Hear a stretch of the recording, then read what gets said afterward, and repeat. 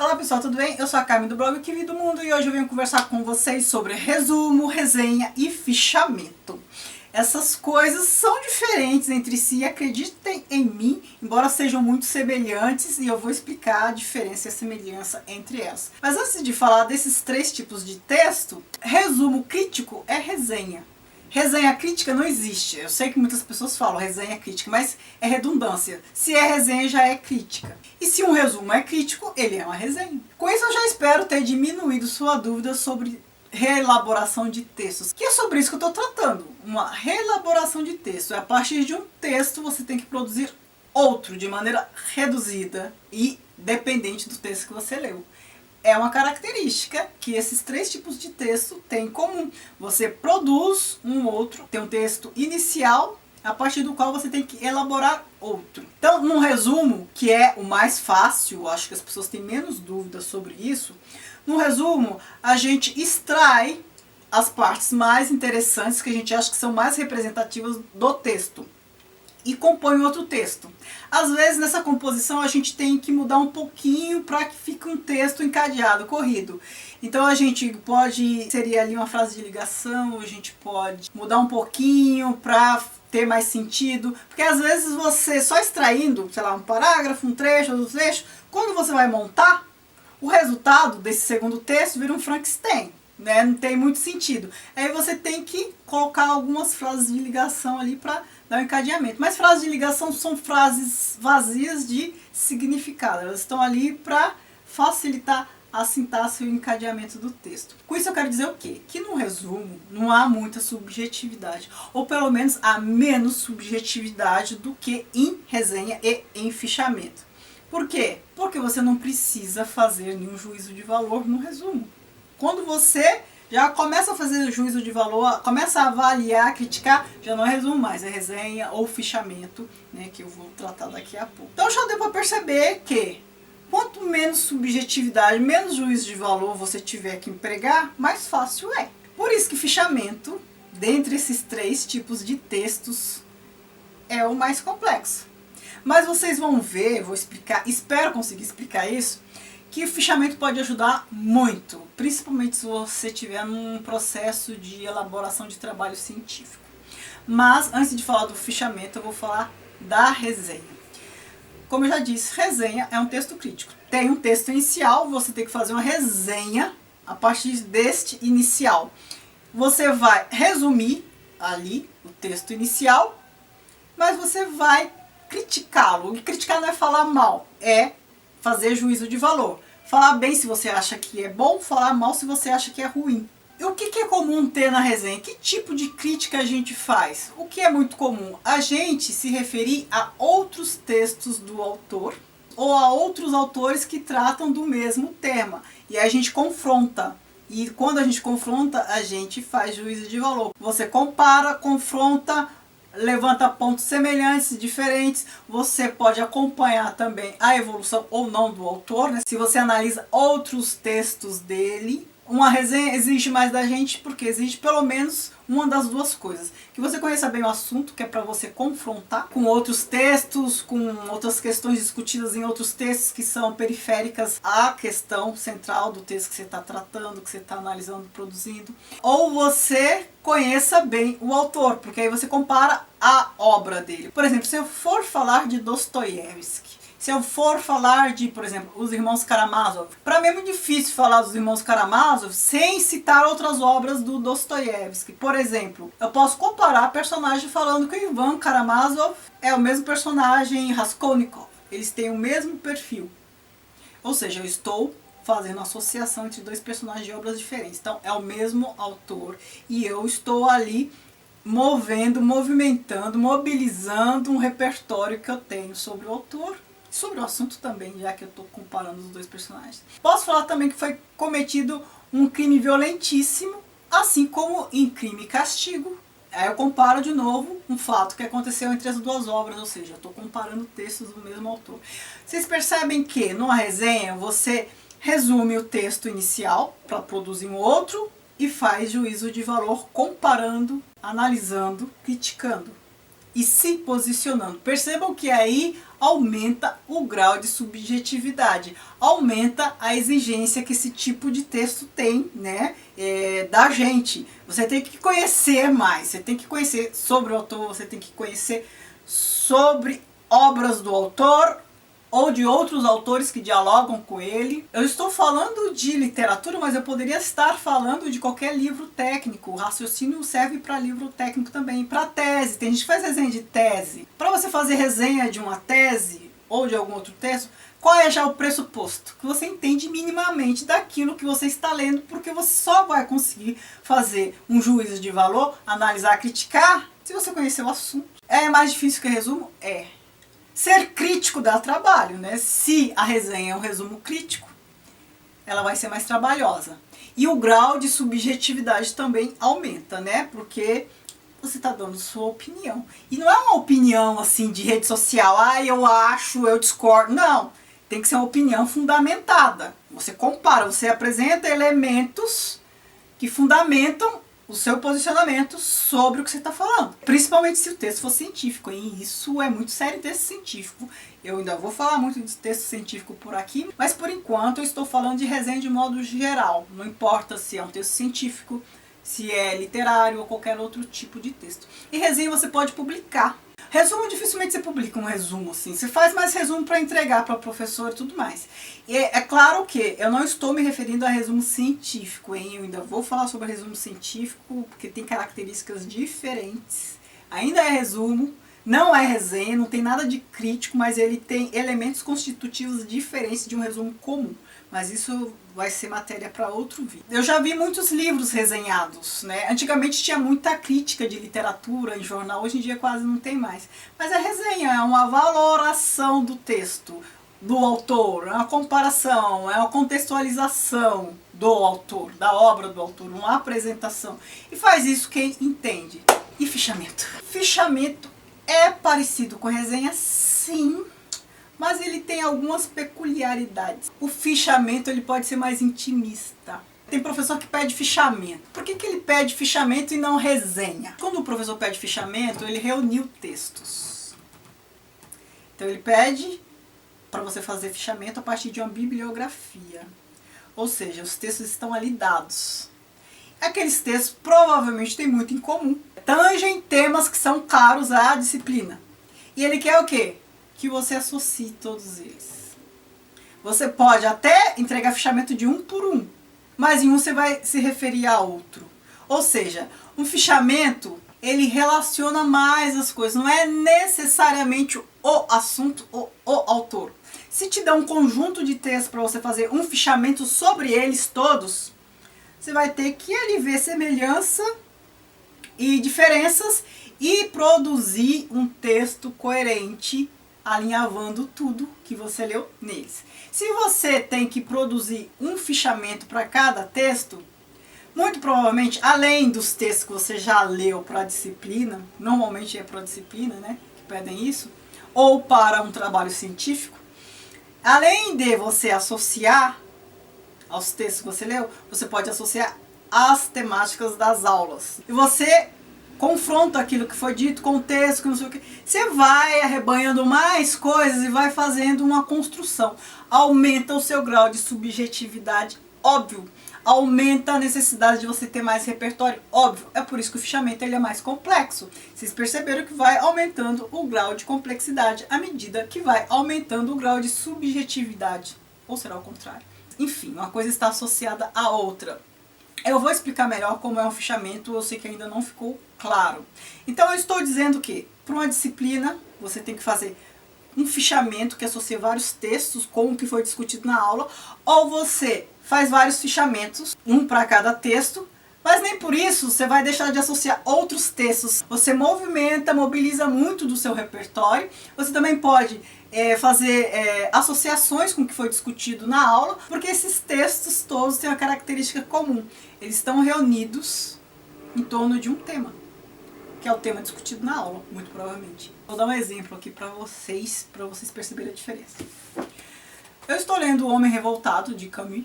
Eu estou adorando.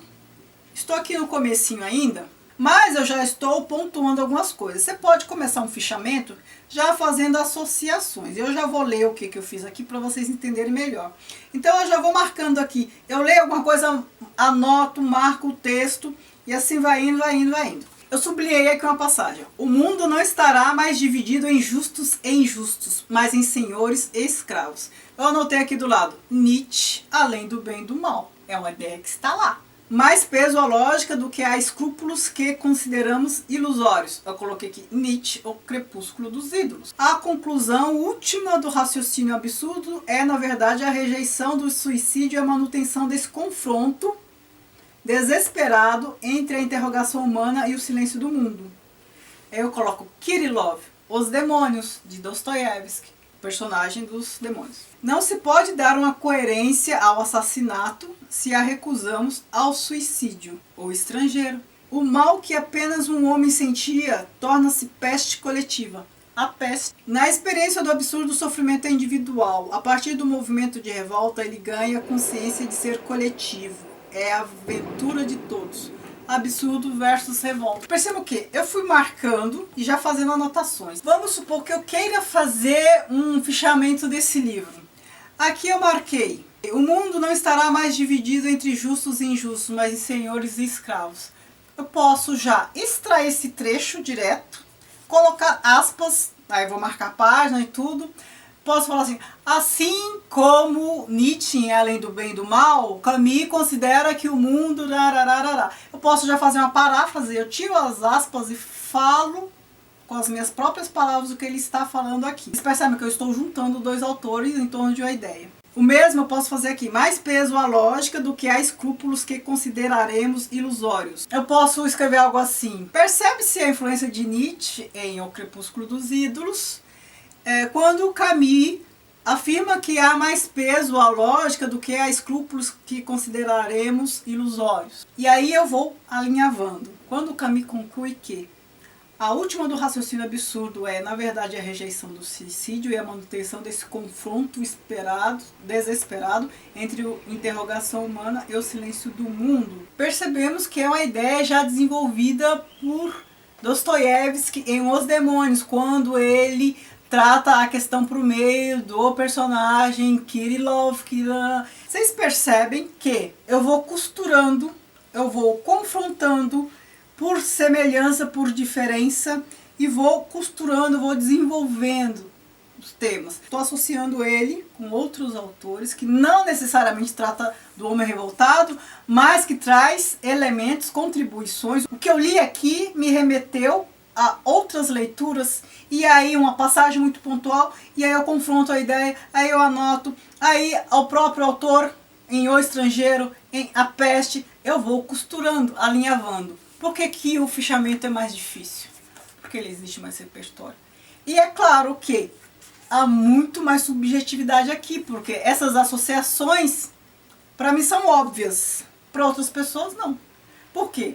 Ou porque as outras pessoas não leram o que eu li, né, essas obras aqui, ou porque elas leram, mas não percebem semelhança, interpretam de outra maneira. Por isso que eu falo que o fichamento é muito mais intimista, porque ele exige mais repertório da gente. A gente busca outros autores tratando de outros temas, que não necessariamente esse, e vai compondo. A gente vai alinhavando, a gente vai imbricando, a gente vai criando links. Quanto mais repertório você tiver, melhor será seu fichamento. Por isso, quanto mais você ler sobre determinado tema, melhor será seu trabalho científico, né? Pensando especificamente agora em trabalho científico. É por isso que, quando você está lá fazendo seu pré-projeto de pesquisa e tal, você começa seus encontros com o orientador e tal, ele pede para você ir lendo, ele pede para você ir fichando, porque você vai alinhavando tudo que você está lendo com o conteúdo das aulas, você vai confrontando os textos e já marcando, fazendo citação direta, já marcando página, porque depois você vai usar, e vai associando, e vai tendo muito da sua subjetividade. E aí eu abro um parênteses para uma coisa: o que mais importa nesses textos todos que você produz, principalmente para trabalho científico, é a sua percepção, as associações que você faz, o que há de seu nisso aqui, no texto que você elabora. Então, a sua subjetividade Não importa mais do que aquelas compilações. Segundo fulano, segundo Beltrano, para Cicrano. Isso é chatíssimo. Isso é necessário? É, mas eu acho que eu ainda vou fazer um vídeo só para falar de como fazer uma boa fundamentação teórica. É possível fazer uma boa fundamentação teórica sem ser chata, sem ser maçante e uma que realmente agregue alguma coisa para o seu trabalho. A maioria não agrega do jeito que coloca. As pessoas pulam e não leem. Vocês percebem que quando você vai alinhavando assim, é diferente? É por isso que eu prefiro as paráfrases às citações diretas, mas há exceções. Também vou fazer um outro vídeo sobre citações, o porquê e como, quando usar citação direta, quando usar citação indireta, né? Qual é a vantagem, em que situação uma é mais vantajosa que outra. Isso vai ser matéria para um outro vídeo. Mas vocês percebem que só com as anotações ao lado eu já tenho elementos para ir alinhavando, produzindo um outro texto. É por isso que é muito importante você fazer uma leitura atenta. É por isso que é importante você ler muito. Quanto mais você ler, mais você vai ter condições de começar a associar. Normalmente as pessoas quando me procuram, estão no começo do trabalho, querem ajuda e tal. Ai, não sei direito o que eu faço, eu sei o tema, mas não sei a abordagem, eu não sei. Falei, na dúvida, leia. Porque você, com certeza você já tem um tema, você tem a noção sobre o que você quer fazer. Começa a ler, porque aí as coisas já vão começar a acontecer. Você vai descobrir uma abordagem que te interessa e você já vai começar a fazer anotações e você já vai começar a desenvolver um repertório sobre aquilo. Você vai conhecer melhor o tema, você vai ler vários textos e a partir disso você já começa a fazer as associações. Eu não sei se ficou clara a diferença entre um fichamento e uma resenha. O fichamento exige muito mais repertório, muito mais subjetividade e ele não se atém apenas ao assunto, ao autor. Ele reúne um monte de coisas. Seu repertório de modo geral, né? O que você leu, aulas que você assistiu, enfim, toda a sua construção de conhecimento. Você pode trazer para cá. E você pode construir isso de uma forma bem legal. É o mais difícil desses 3 tipos de textos. Mas ele ajuda pra caramba quando você tem que fazer um trabalho científico. Tem gente que só consegue fazer um trabalho científico, seja artigo, seja tese, seja o que for, fazendo fichamento. Porque vocês percebem que sai um texto quase pronto quando você vai contrapondo assim. Você pode pegar um fichamento depois, se eu fiz um fichamento desse livro, por exemplo, vou usar outra coisa, pego o fichamento e depois eu só insiro algumas coisas, confronto, mas já tá tudo aqui, né? Tá tudo aqui. Dá mais trabalho? Dá. Mas se você não fizer isso, você vai ter que produzir um texto. De qualquer forma, se você estiver nesse processo científico. Porque produzir um texto sem passar por esse processinho aqui pode dar muito mais trabalho. Eu não passo por esse processo, eu não faço fichamento, porque eu já descobri a minha forma ótima de produzir texto. Porque eu funciono de maneira diferente também, né? Eu falei para vocês num outro vídeo que eu falei sobre linguagem de pensamento, que eu preciso escrever para pensar. Logo, para mim, o fichamento não me ajuda tanto. Ele é muito útil, mas ele não me ajuda tanto. Agora, quem precisa pensar para escrever, começar por fichamento, ajuda muito. Eu não sei se com a demonstração que eu dei aqui, deu para perceber isso. Para esse vídeo não ficar muito longo, eu termino por aqui. Mas se vocês tiverem mais dúvidas, por favor, deixa aqui embaixo que a gente volta a conversar. Só para fechar, aumenta o grau de subjetividade, de juízo de valor, de repertório, vai ficando mais complexo. Por quê? O texto vai se tornando mais seu. Passa a ser o meu texto sobre o assunto. Por quê? Porque eu estou trazendo várias associações, vários outros assuntos, várias outras coisas que elas começam a dialogar, a confrontar, e quando eu confronto eu também já tenho que justificar, eu tenho que pontuar por que eu acho que é diferente, por que é semelhante. O texto vira seu. Aumenta a subjetividade. Mas é claro que você vai sempre fundamentar, confrontar autores fundamentando, né? Fazendo referência de onde você tirou. Plágio não, pelo amor de Deus. Fichamento, à medida que você vai fazendo, você já vai aprendendo a escrever cientificamente. Olha só que maravilha. Quem não tem habilidade com um trabalho científico e tem que fazer, entra no mestrado ou no TCC, comece fazendo fichamento sobre os textos, porque aí você já começa a se apropriar da dinâmica da produção de um texto científico. Eu espero que tenha ficado claro. Se eu não tiver sido claro o suficiente, eu peço que vocês deixem a dúvida aqui nos comentários. Se quer que eu faça um outro vídeo esclarecendo outros pontos, eu posso fazer. Mas para esse vídeo não ficar mais longo, eu paro por aqui, tá bom? Espero que vocês tenham gostado, que vocês deixem sugestão de texto sobre o tema. Esse tema, metodologia científica, produção de textos e tudo mais, para eu fazer mais vídeos para vocês, atendendo às urgências. Como eu já falei, é só uma questão de ordem. Eu pretendo abordar vários temas, várias dificuldades, mas o que vocês pedirem com mais ênfase, com mais urgência, eu trago antes. Tá bom? Muito obrigada por assistir. Não se esqueça de curtir, de avaliar o vídeo, se inscrever no canal se não for inscrito e de me seguir nas redes sociais, o Kiwi do Mundo, Snapchat, Instagram e Facebook. Beijos e tchau, tchau.